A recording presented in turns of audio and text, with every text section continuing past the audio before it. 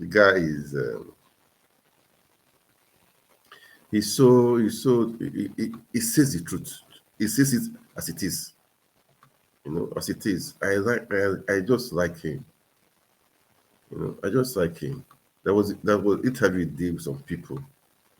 You know, I just like him as he is, man. He said the truth. Let's do it as it is. I'll play the video. Let's just watch it. Maybe it's a bit long. If I can move it a bit, I move it a bit, but it's a bit long. Let's just watch it. I'm doing this for us to be convinced. Those people that are still sitting on the fence, or rather, or those people that are still thinking of, that are still articulated or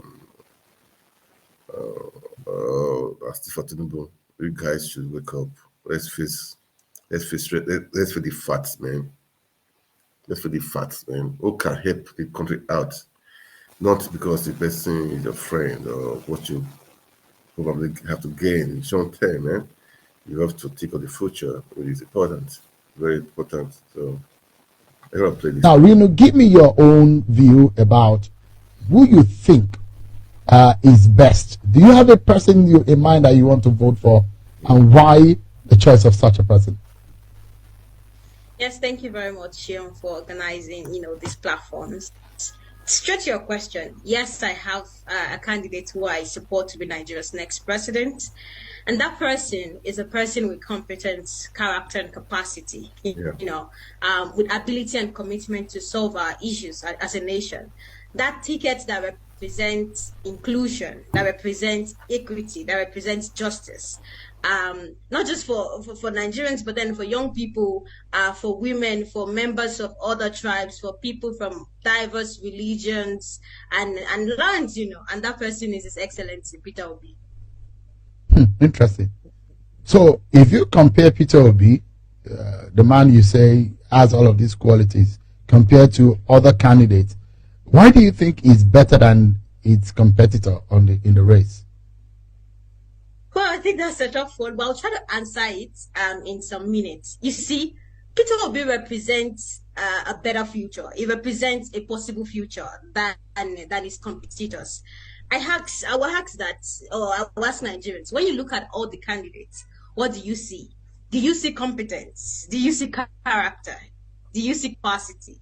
When you look at Peter Obi and you compare him to his competitors, just like you asked, he represents these three things: competence, character, and capacity. And I'll give you three reasons for that.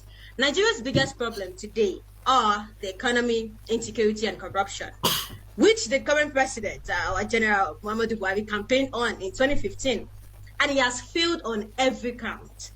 And if you look at it very carefully, our country is currently experiencing the spread of insecurity, due to a lack of political will, ineffective security agencies, and a president who is barely visible. And this has given us the image of an ineffective leadership. Nigerians today need a credible, competent, and capable leader who can address our issues. We need a present president, not somebody that will not be, present for more than half of his term. And then we can see the parties that have come severally. They failed to deliver on their campaign promises to fight corruption. They failed to deliver on their campaign promises to secure the country, to stabilize the economy, even to stop university strikes, in more than several years of governance, not to talk of the NSAS protest in 2020.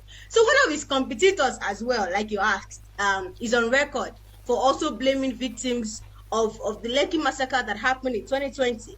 Another counterpart, is famous for paying lip service to situations of public concern. I mean, recently there was a deleted tweet condemning the killing of a female student who was killed in Sokoto. Also, candidates from major parties in Nigeria historically have always chosen running mates from other regions and religions in order to be able to foster a sense of security. His major competitors, Peter Obi's major competitors, do not represent the image of a united Nigeria. And Nigerians have suffered heavily in the hands of bad presidents. We do not need leaders who will further widen our divides. Peter Obi will reduce those divides. Two, before we can begin to solve these issues of insecurity, corruption, joblessness, we can go on and on. We need a visionary and transformational leader. Yeah. And then it's a process, just like when you're looking for a job. The first stage is you package your CV, you say, these are my qualifications, and submit it. Then the second stage is when they've looked at your CV, they say, okay, you get a chance of an interview.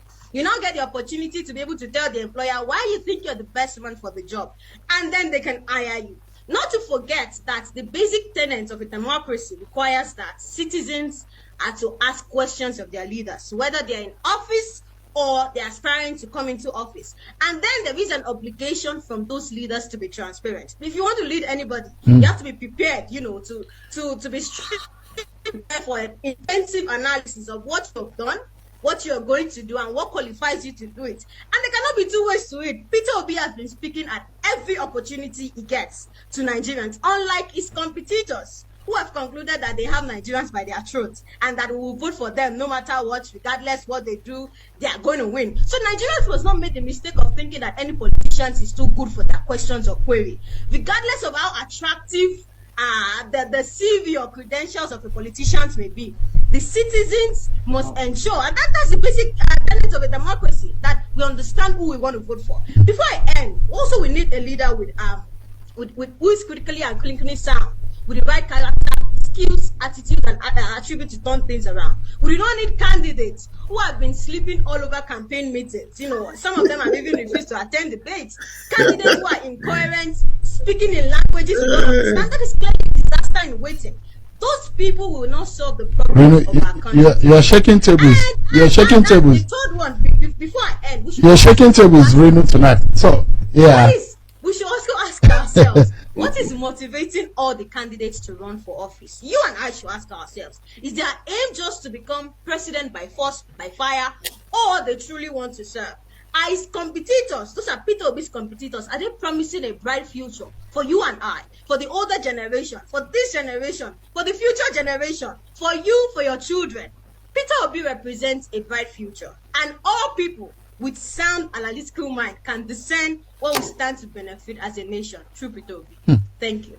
You've shaken tables, and well, let me allow, because you didn't mention names, and I don't know whether you want to mention names, because this is a platform where Nigerians can, it's for the independent mind, so where Nigerians can speak their minds freely. Indeed. Seun, quickly, yeah. Seun, please, can these two panelists that were quarreling, can they just apologize to each other and shake hands across so that people will know that it was just... Would that be a virtual handshake? I think the gentleman should be the one to apologize to the lady. I'm not sure. Ali is a fantastic person. Renu is a fantastic person. But people share. She called me a political jobber. No, but let's let him go. Hold on. When I was working for the hold on. No, Ali, let's let him go.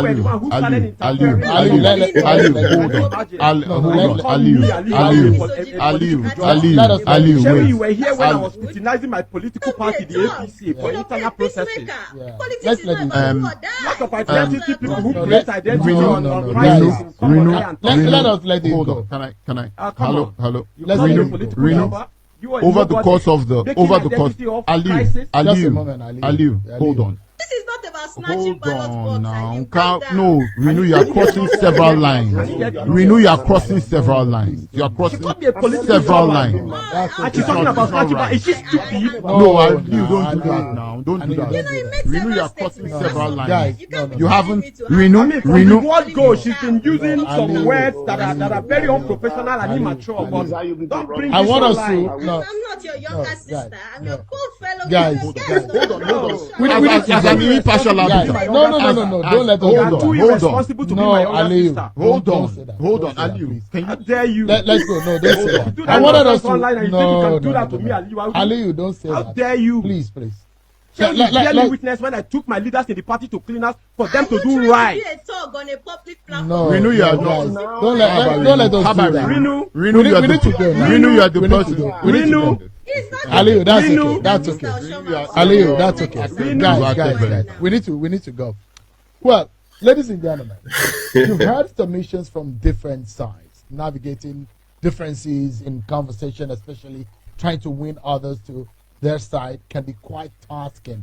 But in all of these, if you cannot persuade others before the election, you're definitely still entitled to your one vote. So, will you be queuing behind your choice or choices on the 25th of February and March the 11th? Yeah. If you do not vote, do not complain. Well, I may not agree with that assertion, but that is what some people believe. And I dare say, if you do not vote, well, you do not have the right to complain. But to address the elephant in the room, let's talk about those who are of the voting age but would rather choose watching movies, playing football on the street, or any other games over being part of the change process. I'm also talking about those who would rather do a long thread about bad leadership, governance, or policy in the country than go out to vote. You are concerned about the situation of things in the country, but not motivated enough to change it. You are part of the problem.